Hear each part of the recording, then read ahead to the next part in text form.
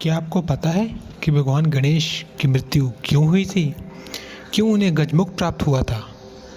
क्यों माता पार्वती क्रोधित हुई थी?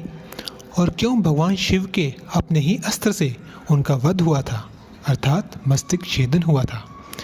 साम सदाशिव, मेरा नाम है ऋषु भारद्वाज। आपका इस शिव शक्ति चैनल पर हार्दिक स्वागत है। माता से बढ़कर कोई भक्ति नहीं होती। गणेश जी तो माता के परम भक्त थे। अपनी मातृ भक्ति के कारण ही वह शंकर जी और उनके गणों से भिड़ गए। कथा आती है कि एक बार माता पार्वती को यह अनुभव हुआ कि उनको भी अपना गण बनाना चाहिए।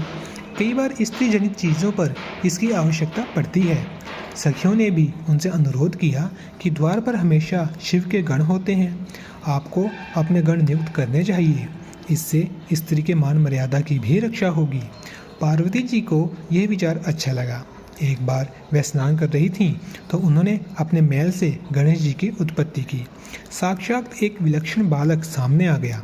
बालक ने देवी को प्रणाम किया और पूछा, बताओ माँ, मेरे लिए क्या आदेश है? पार्वती जी ने उनको अपना गण नियुक्त कर दिया।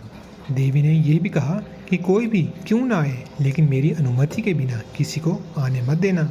गणेश जी तो मातृभक्त थे। वे दंड लेकर खड़े हो गए।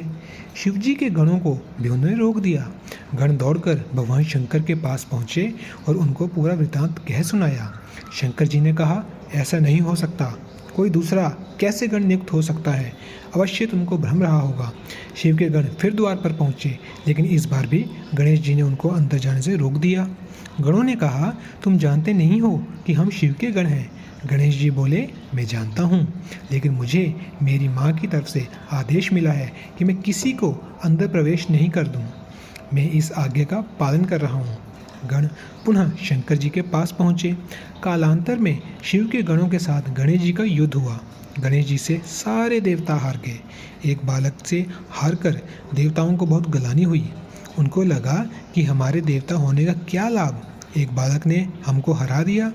देवताओं ने ब्रह्मा जी से कहा कि आप जाइए और बालक को मनाइए। ब्रह्मा जी बालक के पास पहुँचे, लेकिन बालक ने ब्रह्मा जी को भी कह दिया कि अंदर प्रवेश तब तक नहीं होगा जब तक कि मेरी माता का आदेश मुझे नहीं मिल जाता। ब्रह्मा और विष्णु दोनों के साथ गणेश जी की वार्ता असफल रही। दोनों ने भगवान शंकर से कहा कि बड़ा अद्भुत बालक है, किसी की सुनता नहीं है, महापराक्रमी है, सब देवताओं को उसने युद्ध में हरा दिया, आपके भी गणों को उसने हरा दिया है, आप ही कुछ निदान करिए। जब सभी गण और देवता हार गए तो भगवान शंकर स्वयं द्वार पर गए। गणेश जी उनको पहचान नहीं सके। गणेश जी ने उनको भी प्रवेश नहीं करने दिया। शंकर जी ने क्रोध में आकर उनका सिरोच्छेदन कर दिया। ये सूचना पार्वती जी को लगी तो वह विलाप करने लगी। उन्होंने अपने प्रकाश पुंज से उन समान अपनी शक्तियाँ प्रकट की। शक्तियाँ विध्वंस करती इससे पहले ही शंकर जी ने पार्वती जी को मना लिया। पार्वती इसी शर्त पर मानी कि पहले आप मेरे गणेश पुराने स्वरूप में लाओ, जो सिरोच्छेदन किया है उसे सही करो। शंकर जी ने अपने गणों से कहा कि उत्तर दिशा में जो भी मिले उसका सिर ले आओ। गण गए। उत्तर दिशा में एक दंत हाथी मिला। गण उसी को ले आए। इस तरह गणेश के मुख पर हाथी की सूंड सुशोभित हो गई। नाम पड़ा गजानन। अंततो गत्वा पार्वती जी के कहने पर ही शंकर जी को घर में प्रवेश मिला। आपको ये कथा कैसी लगी कमेंट में ज़रूर बताएं। वीडियो को लाइक करें, शेयर करें, चैनल को सब्सक्राइब करें। साम सदाशिव।